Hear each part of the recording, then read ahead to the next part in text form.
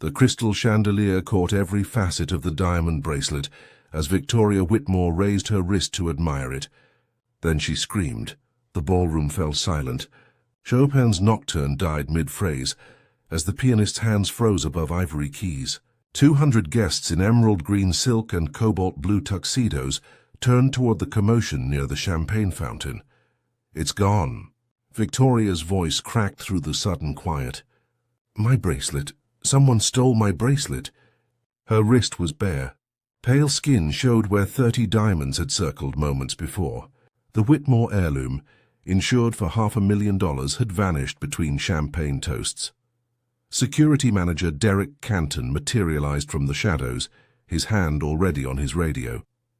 His eyes scanned the frozen crowd with practiced efficiency. They stopped on the service entrance.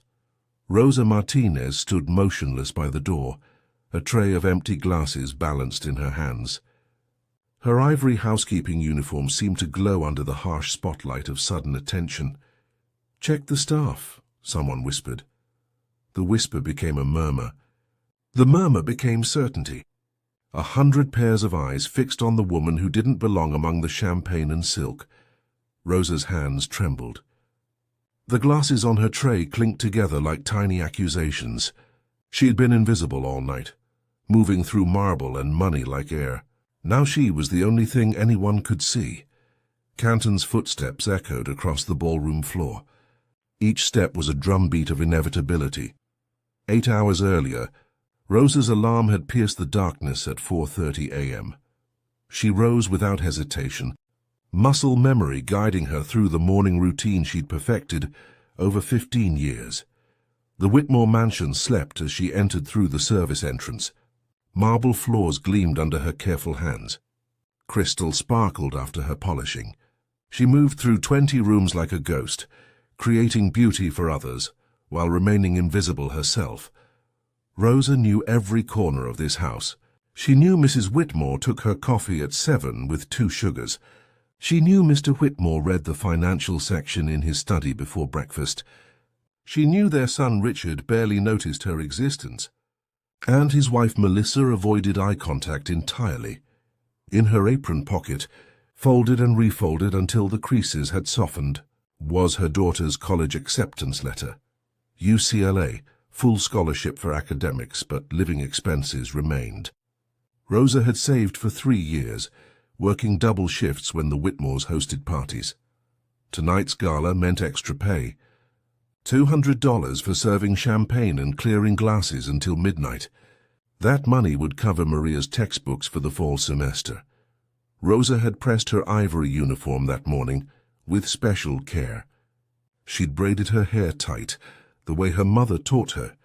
"Clean hands, clean heart," her mother always said.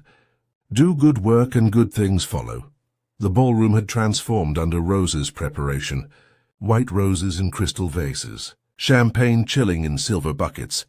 Every surface spotless, every detail perfect. She'd watched the guests arrive through the service door window. Designer gowns in ruby red and lavender. Jewelry that cost more than her annual salary. They moved through the beauty she'd created without seeing her hands in it. That was fine. Rosa didn't need to be seen. She needed to be paid. The discovery happened during the second waltz. Victoria Whitmore had been showing off the bracelet all evening, letting friends admire the diamonds under the chandelier light. She'd removed it briefly to wash her hands before dinner, leaving it on the vanity in her private dressing room. When she returned to retrieve it, the velvet box was empty. Her scream brought the party to a halt. Guests clustered around her, offering sympathy and suspicion in equal measure. Someone mentioned seeing staff near the private wing. Someone else remembered reading about household theft rings. Derek Canton took control with military precision. "Nobody leaves. We'll sort this out quickly." His radio crackled as he called for backup security. His eyes found Rosa immediately. She was clearing champagne flutes from a side table, trying to stay invisible as panic rippled through the crowd. "You." Canton's voice cut across the ballroom. "Rosa Martinez, right? Come here." Every head turned. Rosa's hands froze on the tray. Her heart hammered against her ribs. "Yes, sir?" Her voice came out smaller than she intended. "You've been in the private wing tonight?" It wasn't really a question. Yes, sir. To prepare Mrs. Whitmore's dressing room before the party. Hand to refill towels during dinner service. Canton's expression didn't change, but something shifted in his eyes. Confirmation of a theory. "When were you last up there?" "Around 8 o'clock. To replace the hand towels." Victoria pushed through the crowd, her face flushed with wine and fury. She had access. "Derek, check her locker immediately." "Call the police." Rosa's throat closed. "Mrs. Whitmore, I would never—" "Save it." Victoria's voice dripped contempt. 15 years of trust, and this is how you repay me. I want her arrested." Canton's hand closed around Rosa's upper arm. "Not violent, but firm, proprietary. Let's go check your locker. Cooperate and this will be easier." The walk through the ballroom felt endless. Rosa's ivory uniform seemed to glow under the chandelier light, marking her as different, as suspect, as guilty before any evidence existed. Whispers followed her like smoke. "I always knew. You can't trust," right under their noses. The service door closed behind them, cutting off the music and the judgment. But Rosa knew the damage was already done. The security office was cold. Fluorescent lights hummed overhead, harsh and unforgiving. Rosa sat in a metal chair while Canton rifled through her locker. Her hands wouldn't stop shaking. She pressed them together in her lap, willing them still. Clean hands, clean heart. Her mother's voice echoed in her memory, but the words felt hollow now. Canton pulled out her street clothes. Her lunch container. The acceptance letter, which he unfolded and read without asking permission. His expression revealed nothing. "Your daughter got into UCLA, congratulations." The word sounded like an accusation.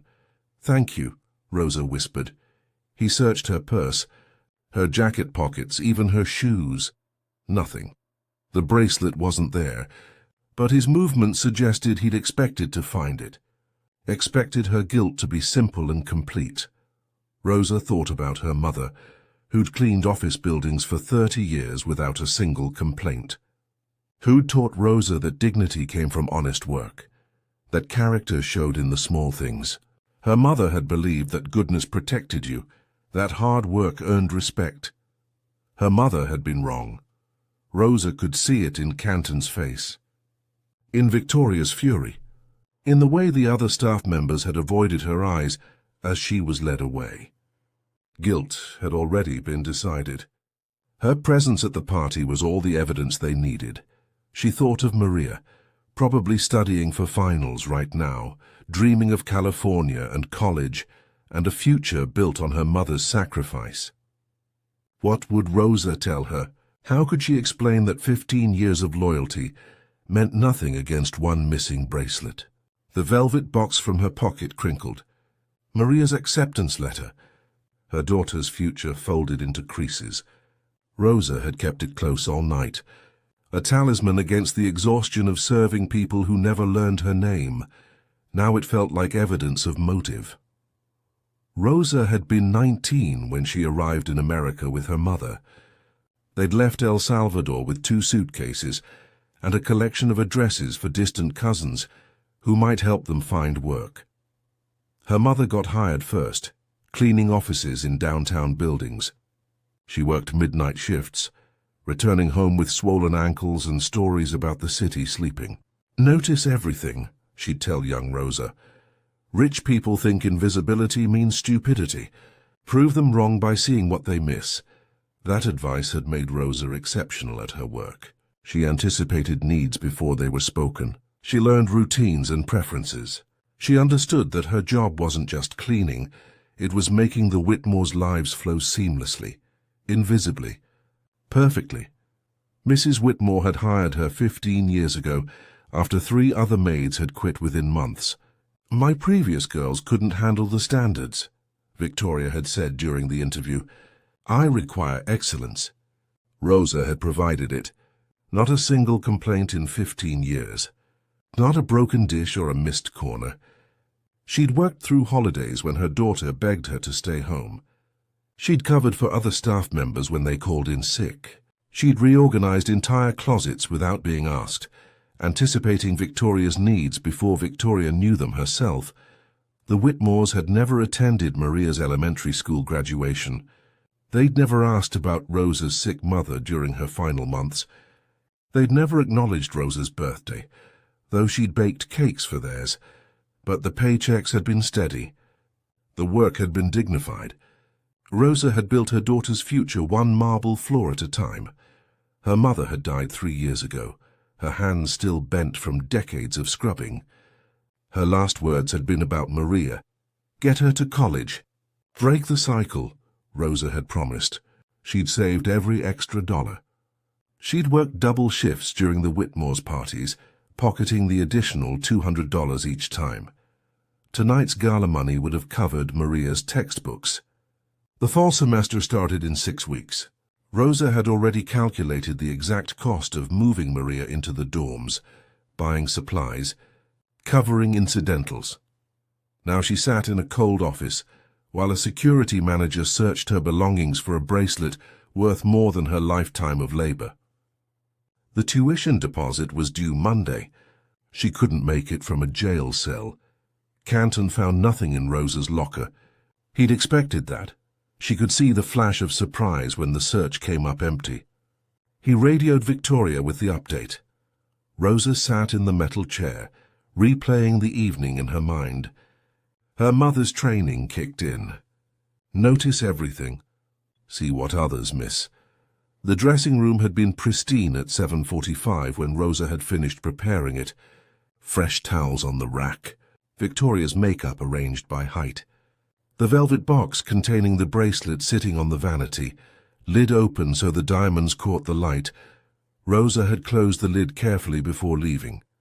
She always did. Dust could damage jewelry.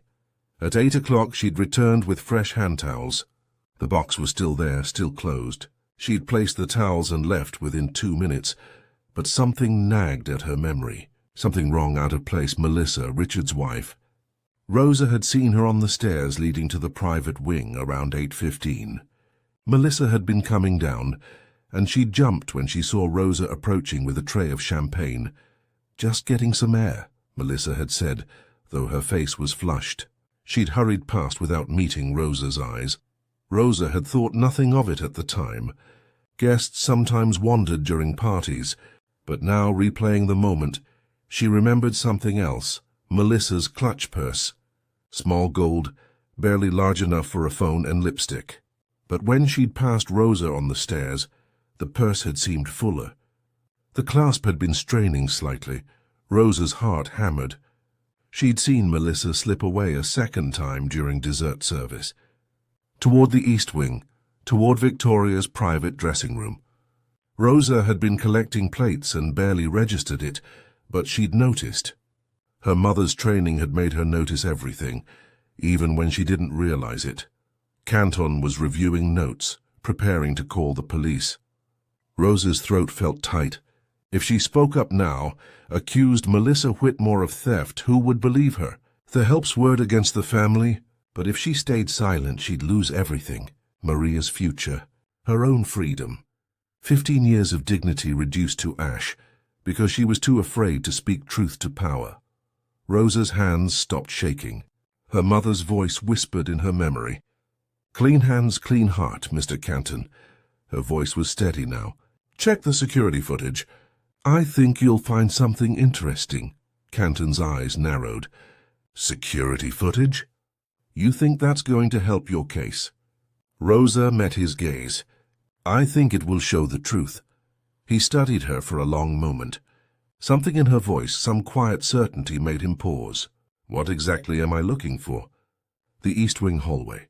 Between 8 and 8:30, and again during dessert service, Canton's radio crackled. Victoria's voice came through sharp and impatient. Derek, status? Have you called the police yet? He clicked the radio. Reviewing security footage first, ma'am. Standard protocol. I don't care about protocol. I want her arrested. Canton released the button without responding. He gestured for Rosa to follow him to the monitor room. His expression gave nothing away, but he hadn't called the police yet. The monitor room was small, filled with screens showing different angles of the mansion. Canton pulled up the footage, his fingers moving efficiently across the keyboard. 8:15 p.m. The East Wing hallway appeared on screen. Empty for several seconds, then Melissa Whitmore entered frame from the direction of Victoria's dressing room. Her gold clutch was pressed against her side. She moved quickly, glancing over her shoulder. Canton leaned closer to the screen. Rosa's pulse thundered in her ears. "That's the daughter-in-law," Canton said quietly. "She's allowed in that area." "Watch her purse," Rosa whispered, "and check the footage from 15 minutes earlier." Canton's jaw tightened, but he rewound the footage. 8 p.m.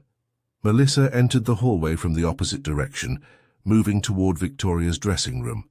Her clutch hung loosely from her wrist, visibly flat. He played both clips side by side. The difference was unmistakable. The purse that had been nearly empty was now bulging.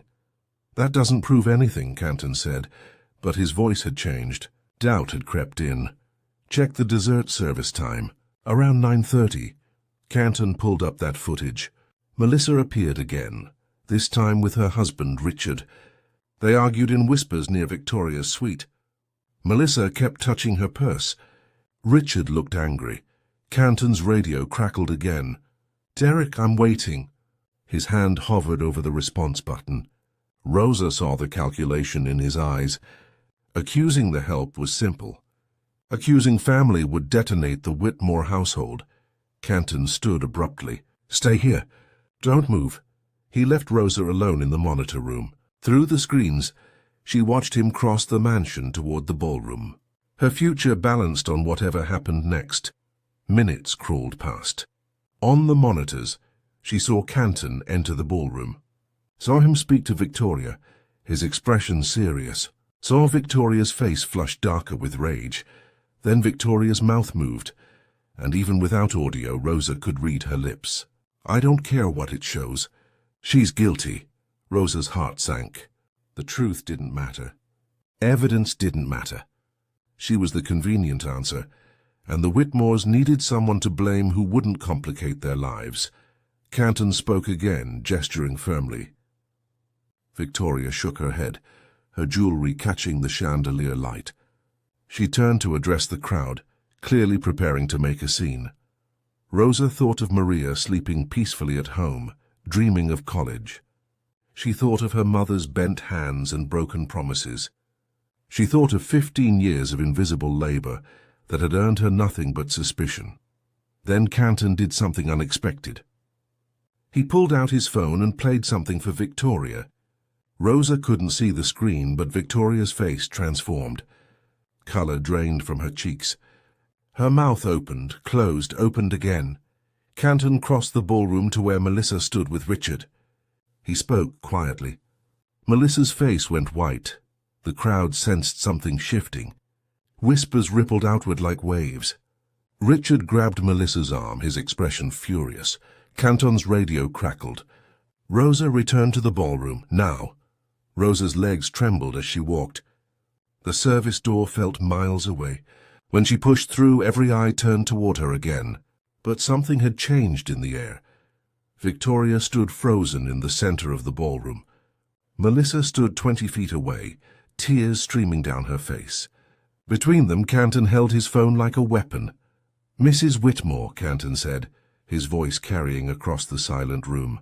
"We need to talk privately." Victoria's hands shook. "Anything you say can be said in front of everyone." "I want this thief prosecuted." Canton's jaw tightened. "Ma'am, the footage shows—" "I don't care what it shows." Victoria's voice cracked. "She's guilty. She had access. It was me." Melissa's voice was barely a whisper, but in the silent ballroom everyone heard it. The world tilted. Rosa gripped the doorframe to steady herself. Melissa's confession hung in the air like smoke, impossible and real. "What?" Victoria turned slowly, her face a mask of incomprehension. Melissa's tears fell faster. "I took it. The bracelet. I took it." Richard released his wife's arm like she'd burned him. He stepped back, his expression caught between fury and horror. The crowd pressed closer, drawn to scandal like moths to flame. You? Victoria's voice was hollow. You stole from me? Melissa nodded, her whole body shaking. I'm sorry. I'm so sorry. We needed the money. Richard cut off my cards last month. I have debts.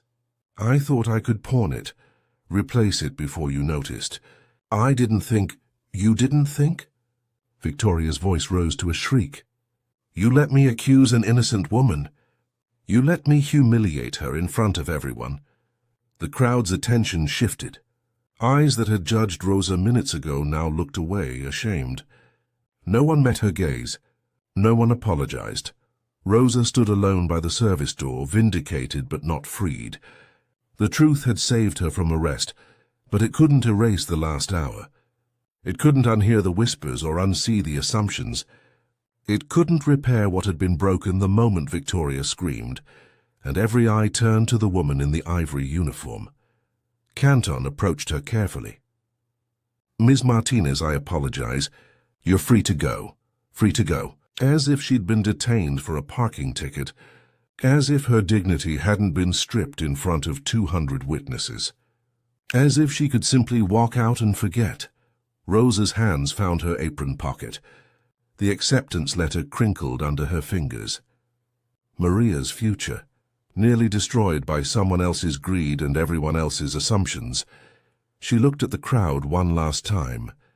They were already turning away, returning to their champagne and their gossip. The entertainment was over. In the morning they'd remember the scandal, but forget her name. They'd always forgotten her name. Canton escorted Rosa to his office to complete paperwork. His apology was professional but hollow. He'd been ready to arrest her based on nothing but proximity and prejudice. For what it's worth, he said, not meeting her eyes, you were right. The footage was clear once I looked. Rosa said nothing.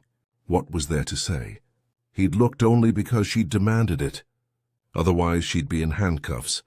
Through the office window she watched police arrive. Melissa was led away quietly, her gold clutch now in an evidence bag. Richard followed, arguing with the officers. Victoria sat on a velvet chair, her face buried in her hands. The party was over. Guests filed out with excited whispers, already turning the evening into dinner party stories. The maid who was almost arrested, the daughter-in-law who stole the diamonds, scandal served with champagne. Canton handed Rosa a form to sign. Statement that you were questioned and released. No charges filed. Rosa read it carefully. The language was clinical. Questioned, released. As if it had been routine. As if her entire life hadn't hung in the balance, while people assumed her guilt. She signed it anyway. What choice did she have? Your evening pay, Canton said, handing her an envelope. The full amount, Mrs. Whitmore insists. Rosa opened it. $200. Blood money. Conscience payment. She tucked it into her pocket next to the acceptance letter. You can leave through the service entrance, Canton said. Of course, not through the front door. Never through the front door. Rosa walked through the mansion one last time. The marble floors she'd polished gleamed under her feet. The crystal she'd cleaned sparkled overhead. Her hands had created this beauty, but she'd never belonged in it. She paused at the service entrance. Through the window, she could see her car in the distant staff parking area. Beyond it, the city lights stretched toward a horizon she'd been chasing for 15 years. Her mother's voice whispered in her memory, "Notice everything. See what they miss." Rosa had seen. She'd noticed the evidence that cleared her name. But she'd also seen something else, the speed with which people believed the worst, the ease with which they dismissed her humanity. She pushed open the door and stepped into the night air. Cool and clean, untainted by chandelier light and champagne lies. Tomorrow she would tell Maria everything. Tomorrow she would decide if 15 years of loyalty meant she owed the Whitmores anything more. Tomorrow she would figure out what came next. Tonight she just wanted to go home. Rosa was halfway to her car when she heard footsteps behind her. She turned, expecting Canton with more paperwork. It was Victoria Whitmore. The woman looked diminished somehow, smaller without the crowd and the chandelier light. Her makeup was smeared from crying. She'd removed her jewelry, all of it, including the recovered bracelet. "Rosa, wait, please." Rosa stopped but didn't move closer. The distance between them felt necessary. "I owe you an apology," Victoria said. Her voice was hoarse. "What I did tonight was inexcusable. I accused you without evidence. I humiliated you in front of everyone. I nearly had you arrested." Rosa waited. The apology felt rehearsed, calculated. Damage control. "I want to make this right," Victoria continued. "Name your price. Double salary, a bonus, a reference for a better position. Money." Victoria thought money could erase what had happened. That was the difference between them. Victoria believed everything had a price. "Mrs. Whitmore," Rosa said quietly, "I've worked for you for 15 years. You don't know my daughter's name."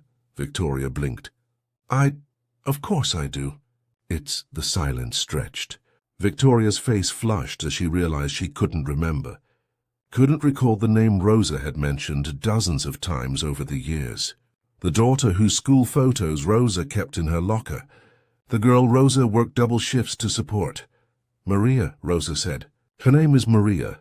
She just got accepted to UCLA." "That's wonderful," Victoria said weakly. "You didn't ask when I told you last month. You said, 'That's nice,' and asked me to iron your blouses." Victoria's hands twisted together. "Rosa, I've always valued your work. My work." "Not me." Rosa's voice remained calm, but something steel-hard ran through it. "Tonight, you valued my work so little that you assumed I'd steal from you. 15 years of loyalty, and you believed the worst of me in 15 seconds.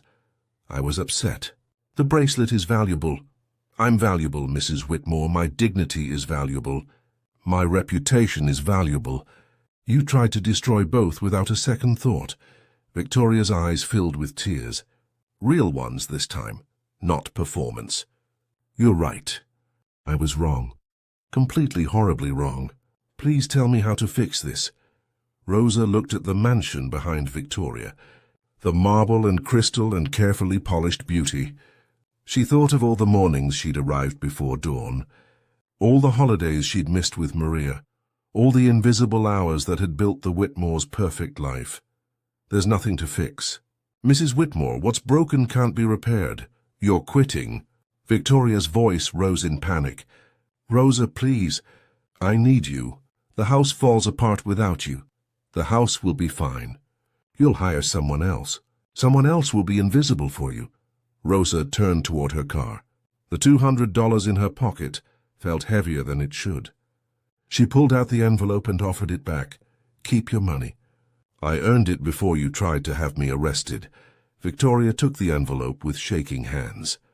Rosa walked away, her ivory uniform glowing under the parking lot lights.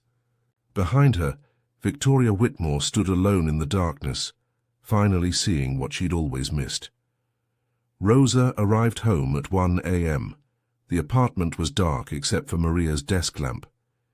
Her daughter was asleep over her biology textbook, highlighter still in hand.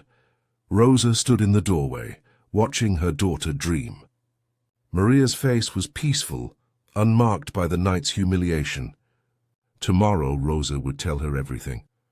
Tonight, she let her daughter sleep in innocence a little longer. She gently moved Maria to bed, covering her with the quilt Rosa's mother had made decades ago. The fabric was worn but still warm, still holding love in every stitch. Rosa returned to the kitchen and made tea. Her hands were steady now. The shaking had finally stopped.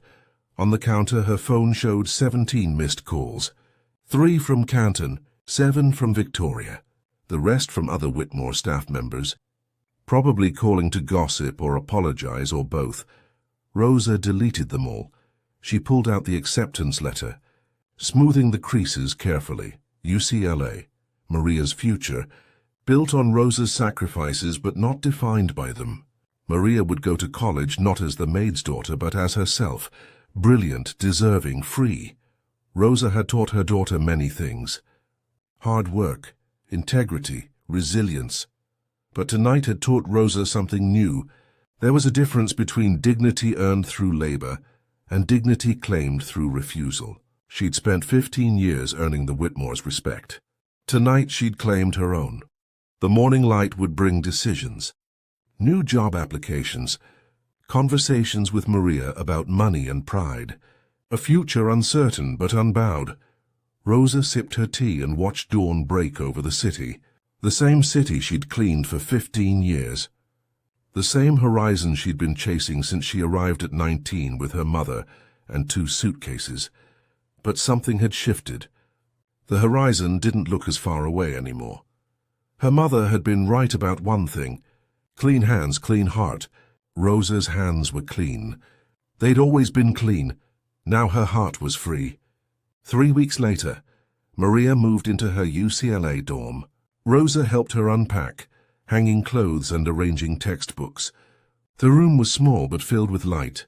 "Mom," Maria said as they finished, "I heard what happened at the Whitmores. Why didn't you tell me?" Rosa had known this conversation was coming. She sat on the narrow dorm bed and gestured for Maria to join her. "I didn't want you to carry my humiliation, but I should have told you the whole truth. What happened taught me something important." "What?" "That dignity isn't given, it's claimed. I spent 15 years trying to earn respect through perfect work. But respect that has to be earned that way isn't real respect." Maria nodded slowly. "I quit because they didn't deserve you. I quit because I finally understood my worth. And I wanted you to see that, to learn it younger than I did." They sat in silence for a moment. Through the window, the UCLA campus stretched green and golden in the afternoon light, a future bright with possibility. "Your grandmother told me to notice everything," Rosa said, "to see what others miss." She meant it as survival advice. "But tonight I'm telling you something different." "What?" "Make yourself impossible to miss, not through wealth or status or power. Through the simple act of knowing your worth and refusing anything less." Maria hugged her mother tight. Rosa held her daughter and thought of all the invisible women who'd come before. Her mother, her grandmother, generations of clean hands and quiet dignity.